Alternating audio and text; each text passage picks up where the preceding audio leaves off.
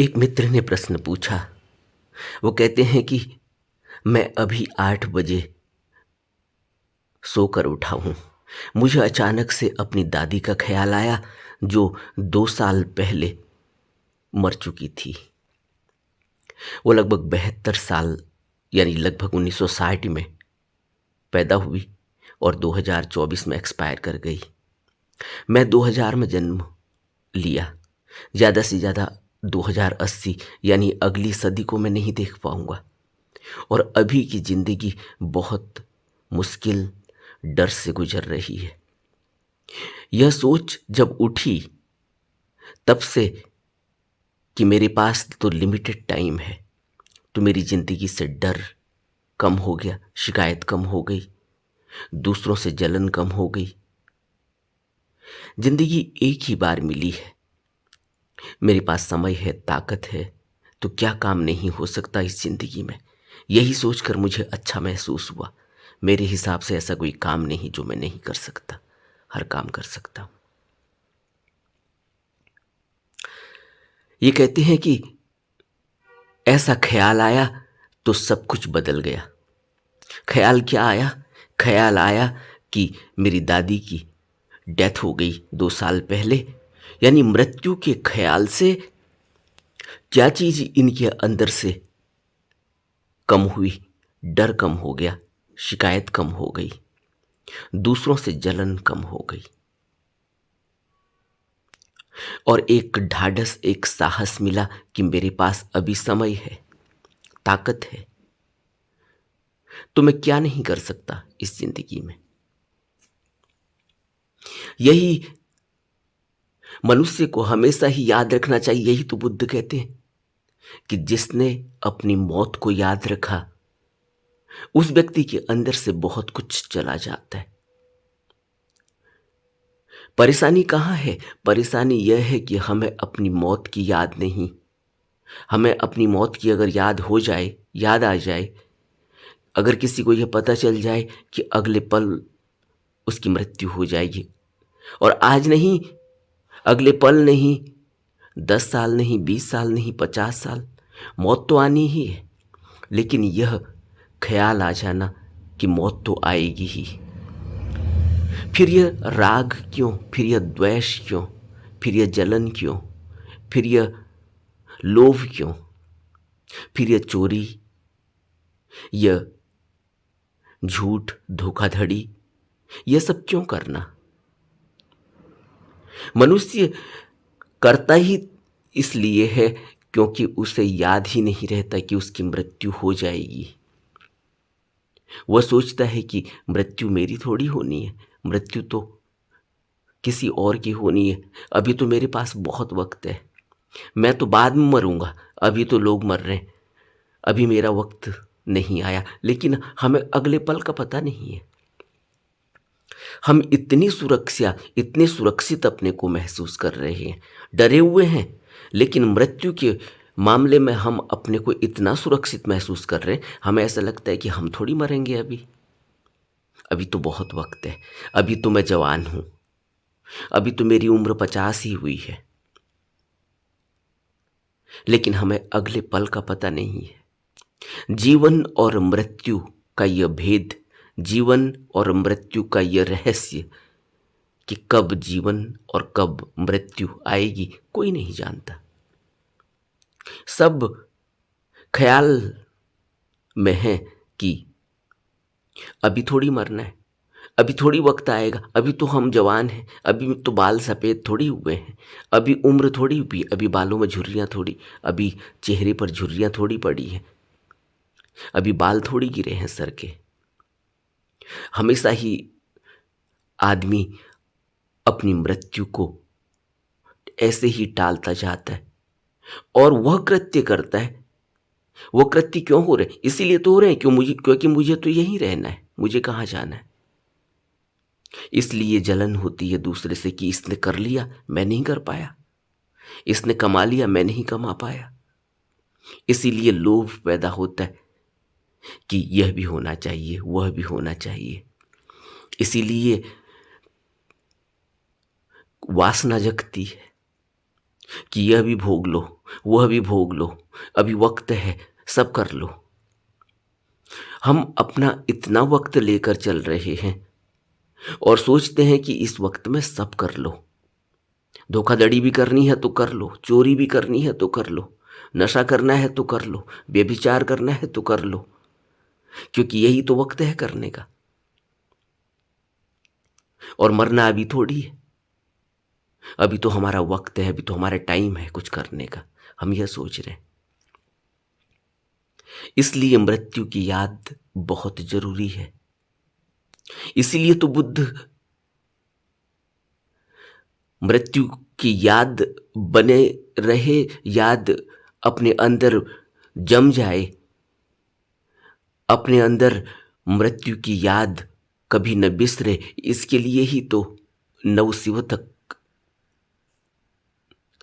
एक अनुशासन देते हैं, एक नियम देते हैं, एक हमें नई बात बताते हैं कि तुम जाकर शमशान में कुछ देर जाकर बैठो, वहां देखो किस तरह से लगातार एक संसार, लगातार एक व्यापार सा चल रहा है।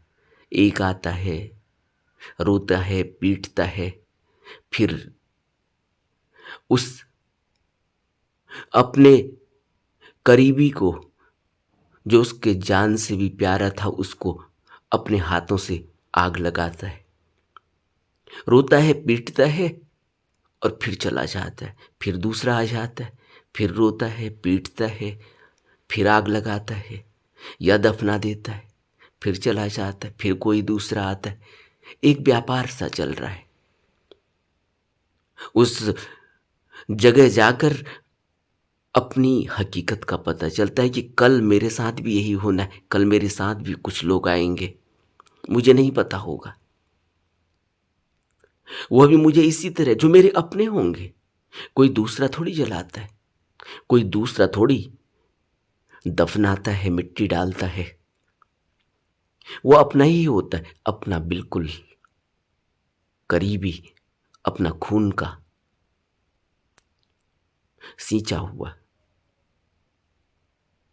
वह लाता है, रोता है, गाता है, पीटता है, सब कुछ करता है, लेकिन क्या करता है? फिर आग लगा देता है, फिर धुआं उठता है आसमान में। फिर थोड़ी देर कुछ लोग इकट्ठा होते हैं और फिर सब अपने अपने घर चले जाते हैं और उसका निशान भी नहीं बचता। सब मिट्टी में मिल जाता है, सब पानी में बह जाता है, वहाँ कुछ भी नहीं होता, क्योंकि अभी फिर कोई वहाँ दूसरा आएगा, फिर उसको उस अग्नि, उस चिता पर नई चिता बनाकर उसको जलाना है। वहाँ कुछ भी नहीं बचता। वह जो लोग आए थे वह भी धीरे धीरे निकलते चले जाते हैं। वहाँ वही घर के एक दो लोग, चार लोग रहते हैं और जिसको लेकर आए थे उसका नामो निशान तक मिट जाता है। उसको सब राख करके उस राख को भी पानी में बहा दिया जाता है, वहाँ कुछ नहीं बचता। यह हमारा जीवन है और हम इस जीवन में इतनी ठगी, इतनी चोरी, इतनी ईर्ष्या, इतना मोह, इतना राग, इतनी इच्छाएं, वासनाएं, तृष्णाएं करते हैं और परिणाम क्या होता है? परिणाम कुछ भी बचता नहीं, कुछ भी नहीं बचता, एक कण भी नहीं बचता, वह भी मिटा दिया जाता है, वह भी साफ कर दिया जाता है। तो कौन थे वह जो आए थे और कहाँ चले गए? और हम अभी आए हुए हैं, हम कहाँ चले जाएंगे? और हम सोचते हैं कि नहीं नहीं, वह तो उनके लिए था, क्योंकि उनके साथ यही होना था, उन्होंने कुछ ऐसा किया होगा। हम थोड़ी मरेंगे, और मरेंगे भी तो अभी थोड़ी मरेंगे, अभी कर लो, सब कर लो। यह जो जिंदगी में कभी इस तरह का ख्याल उठे, कभी इस तरह का सपना उठे, तो यह समझना चाहिए कि यह एक नई शुरुआत का मौका है। ये समझना चाहिए कि जीवन जल्दी ही हमें एक नए आयाम के लिए तैयार कर रहा है। समझना चाहिए कि अब रास्ता नया बनने वाला है, उस रास्ते पर चलने के लिए अपनी तैयारी करनी चाहिए। यह एक खुदकिस्मती है, यह एक बहुत ही अच्छा पल है जिस समय जीवन में इस तरह का बदलाव आने के लिए कोई ऐसी हवा उठती है, कोई ऐसा ख्याल उठता है, तो समझना चाहिए कि अब जीवन जरूर बदलेगा। अगर बदलना चाहे तो, न बदलना चाहे तो फिर करवट बदल कर सो सकते हैं। फिर वही तृष्णा, फिर वही वासना, फिर वही कामना, फिर वही भोग, फिर वही लोभ, फिर वही मोह, फिर वही ईर्ष्या, फिर वही कंपटीशन, फिर वही रैट रेस। इसी में दौड़ते चले जाना है और मिलता कुछ भी नहीं है। फिर भस्मीभूत हो जाएंगे, फिर कोई ले जाएगा और आग में जला देगा। कुछ नहीं बचेगा, एक कण भी नहीं बचेगा, कोई नामो निशान नहीं रहेगा, सब मिट जाएगा। कौन याद करता है?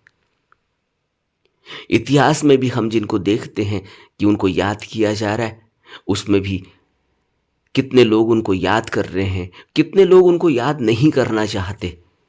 वह उनकी गाथाओं, उनके कर्मों, उनकी क्रियाओं से खुश नहीं है। और कुछ लोग खुश हैं तो वह उनको याद करते हैं, लेकिन उनकी प्रतिमाओं पर मालाएं चढ़ाते हैं। कुछ है जो उनकी प्रतिमाओं की तरफ देखते भी नहीं। तो यह चलता ही रहता है। लेकिन अब वहां कोई नहीं है, उस प्रतिमा का तुम क्या करोगे? प्रतिमाएं तुम बड़ी से बड़ी भी बना लो, तब क्या होने वाला है? उसमें भी तुम तो याद कर रहे हो, दूसरा याद नहीं कर रहा है। उसके अंदर जैसे ही वो प्रतिमा देखता है, उसके अंदर एक नफरत की आग भड़कती है। उसने कुछ और ख्याल पाले हुए हैं दिल में। लेकिन जीवन तो अब है ही नहीं, तुम याद करो मत करो। और अभी जब हम हैं, तब हम जो कृत्य कर रहे हैं, तब जब हमें कोई याद नहीं आई है कि यह जीवन मिला क्यों है। यही तो बुद्धों की पूरी शिक्षा है कि हमें यह एहसास हो कि यह जीवन मिला क्यों है, फिर इस जीवन का उद्देश्य क्या है। हम आए अपने पुराने संस्कारों की वजह से, हमने जो कुछ भी यहाँ खेल रचा उसको करके हम चले गए, फिर कुछ संस्कार बना कर गए। वही संस्कारों की गठरी से फिर हम पैदा हो जाएंगे। हम थोड़ी कहीं जाते हैं। वो जिनकी प्रतिमाएं लगी हुई हैं यहाँ, वो कहीं चले थोड़ी गए हैं, वो दूसरे रूपों में यही है। कोई बुद्ध यहां से मुक्त होता है, कोई बुद्ध का रहनुमा, कोई बुद्ध के रास्ते पर चलने वाला यहां से मुक्त होता है। बाकी तो सब यहां बस ऐसे ही जीवन, ऐसे ही शरीर बदल रहे हैं। यही तो बुद्ध हमें शिक्षा देते हैं कि तुम सोए हुए हो, तुम जगो। एक वक्त आएगा कि तुम्हारे जगने का भी कोई फायदा नहीं होने वाला। तब शरीर में ताकत नहीं रहेगी, तब समय नहीं रहेगा। जो इनके ख्याल में आया कि अभी मेरे पास समय है, अभी मेरे पास ताकत है, तो मैं क्या नहीं कर सकता। तो क्या करना है? यह तो करना ही है जो हम कर रहे हैं, क्योंकि इससे हमारी गुजर बसर हो रही है। लेकिन इस गुजर बसर को करते हुए हमें क्या करना है? जो बुद्ध हमें कहते हैं कि तुम उस पथ पर चलो, उस रास्ते पर चलो जिससे तुम मुक्त हो सको, तुम्हारा यह आवागमन समाप्त हो सके, तुम्हारा यह जन्म मरण का बंधन समाप्त हो सके, तुम यहां फिर दोबारा शरीर में पैदा न हो। नहीं तो यहां संसार में दुख है, तुम यही दुख भोगते रहोगे, फिर पैदा हो जाओगे, फिर यहां खेल रचोगे, फिर ईर्ष्या करोगे, फिर जलन करोगे, फिर धोखा दोगे, फिर व्यभिचार करोगे, फिर नशा करोगे। क्या नहीं करता आदमी? सब करता है, लेकिन उसे पता ही नहीं कि वो कर क्यों रहा है। संस्कार वश करता चले जाता है, तृष्णा वश करते चले जाता है, फिर मर जाता है, फिर पैदा हो जाता है। पुराना याद रहता नहीं, लेकिन संस्कार वहीं उसी लकीर पर ले जाते, वहीं खींच कर ले जाते। लेकिन यह फिर भी नहीं समझ पाता कि यह संस्कार मुझे खींच कर ले जा रहे। वो यही सोचता है कि मैं ठीक कर रहा हूं। कोई यह थोड़ी मानता है कि वो गलत कर रहा है, कोई यह थोड़ी मानता है कि वो जो करना चाह रहा है लेकिन करता कुछ और है, ये क्यों हो रहा है। दूसरा आदमी कुछ और कर रहा है, तीसरा आदमी कुछ और कर रहा है, सब अपने अपने संस्कार बस उसी लकीर में चल रहे हैं। हम ये समझ नहीं पाते। हम सोचते हैं कि सब अपनी बुद्धि और अपने दिमाग से, अपनी बुद्धि और अपने दिमाग से नहीं, वह संस्कार उनको वहीं खींच कर ले जाता है, उसी लकीर में उसको घसीट कर ले जाता है, और वह उसमें घसीटते हुए, उस कृत्य को करते हुए फिर न जाने कितने संस्कार इकट्ठे कर लेता है। इसीलिए तो यह जन्म मरण का सिलसिला अनंत समय से चल रहा है। ज्ञानी जन हमें बताते, बुद्ध हमें बताते, और कैसे मुक्ति होगी इसका अभ्यास भी बताते, कैसे इस जन्म मरण से बाहर निकला जाए इसके लिए भी रास्ता बताते। लेकिन हम कभी इस ख्याल से गुजरते ही नहीं, कभी हमें यह भाव पैदा ही नहीं होता, कभी हमारे अंदर यह तस्वीर धुंधली ही बनी रहती है, इसमें कभी हमें वह रोशनी नजर नहीं आती। अगर कभी तुम्हारे अंदर इस तरह का ख्याल आया है, कभी ऐसा उठे, तो समझना कि कोई तुम्हें चेतना जग रही है, कोई तुम्हें चेता रहा है। बुद्ध तुम्हें हिला रहे हैं, डुला रहे हैं, थपथपा रहे हैं कि उठो, तुम बहुत इस जीवन में भटक गए, जन्मों जन्मों से भटक गए, अब उठो, तुम्हारी भी मौत हो जाएगी। दादी की मौत 1960 में पैदा होकर 2024 में हो गई, मैं 2000 में पैदा हुआ हूं, 2080 में हो जाएगी, ज्यादा से ज्यादा। पता तो अगले पल का नहीं है, लेकिन यह सोच तो जगी है कि मैं भी कितना जीऊंगा, 80 साल, लेकिन फिर मेरी भी मौत हो जाएगी, मेरा भी यहां कुछ नामो निशान नहीं रहेगा। तो करना क्या है?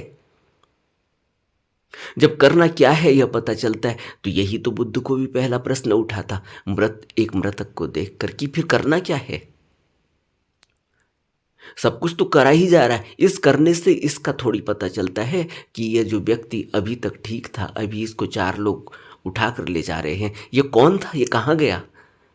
ये अभी भी ऐसा ही दिखाई देता है, लेकिन अब बोलता नहीं, अब आंखें फड़कती नहीं, अब पलकें झपकती नहीं, अब यह कुछ अपना रोना रोता नहीं, यह अपनी खुशी जाहिर नहीं करता, यह अब अपने बाल बच्चों के बारे में नहीं कहता, अपने जो इसने संसार बनाया उस संसार के बारे में कुछ नहीं कहता। यह कौन है, यह कहाँ गया, इसकी खोज करनी होगी। और कौन करेगा? जब मैं मर जाऊंगा तब करूंगा। मुझे तो अभी खोज करनी होगी, क्योंकि अभी मैं यह सोच रहा हूं। जो यह सोच रहा है यह कौन है, इसी की खोज करनी है। जो यह बोल रहा है यह कौन है, इसी की खोज करनी है। क्योंकि आदमी तो अभी भी पड़ा हुआ है, लेकिन अब बोलता नहीं, अब सोचता नहीं। ये कौन था जो बोल रहा था, कौन था जो यह सोच रहा था, कौन था जो यह हाय हाय कर रहा था, अपने गाने गा रहा था। इसी की खोज करनी है। और बुद्ध निकल पड़े, बाहर भटके। उन्होंने सोचा कि शायद बाहर कोई बताएगा, लेकिन बाद में यह पता चला कि बाहर कोई नहीं बताएगा। बाहर से रास्ता दिखाया जा सकता है, बाहर से ज्ञान दिया जा सकता है। 2 गुरुओं के पास गए, उन्होंने ज्ञान दिया, उन्होंने समझाया, तरीका बताया, अभ्यास दिया। लेकिन अगर कोई अभ्यास न करे तो क्या होगा। लेकिन बुद्ध ने अथक परिश्रम किया और एक दिन अपने ही अंदर उसको खोजा, क्योंकि अपने ही अंदर खोजा जा सकता है। बाहर तो कोई बताएगा भी तो क्या बताएगा, मुंह से बता सकता है। इसीलिए तो बुद्ध ने धम्मपद में यह वाक्य लिखवाया कि तथागत तो रास्ता बता सकते हैं, तुम्हारे लिए मार्ग पर चल नहीं सकते, तुम्हें मार्ग दिखा सकते हैं। यही बुद्ध के साथ घटा। उनको भी किसी ने मार्ग बताया, लेकिन गुरु मार्ग पर तुम्हारे साथ चल नहीं सकता। मार्ग पर तुम्हारे लिए, तुम्हारे बदले कुछ कर नहीं सकता। करना तो तुम्हें ही होगा। तुम्हारा सहारा बना जा सकता है, तुम्हें मदद की जा सकती है, तुम्हारा हाथ पकड़कर तुम्हारे साथ चला जा सकता है, लेकिन कदम तुम्हें ही बढ़ाने होंगे, तुम्हें घसीट कर नहीं ले जाया जा सकता। इसलिए ये करना तो हमें ही होगा। और लेकिन कभी अगर इस तरह का ख्याल उठे, कभी इस तरह के सपने उठें, कभी इस तरह का कोई वाक्य कान पर गूंज जाए किसी बुद्ध का, उनके अमृत वचन, तो समझना कि कहीं कोई आवाज लगा रहा है, कहीं कोई मुक्ति की याद दिला रहा है, कहीं कोई जीवन का महत्व बता रहा है, कहीं कोई जीवन का लक्ष्य बता रहा है, उद्देश्य बता रहा है, पर्पज बता रहा है। लेकिन शुरुआत करनी होगी।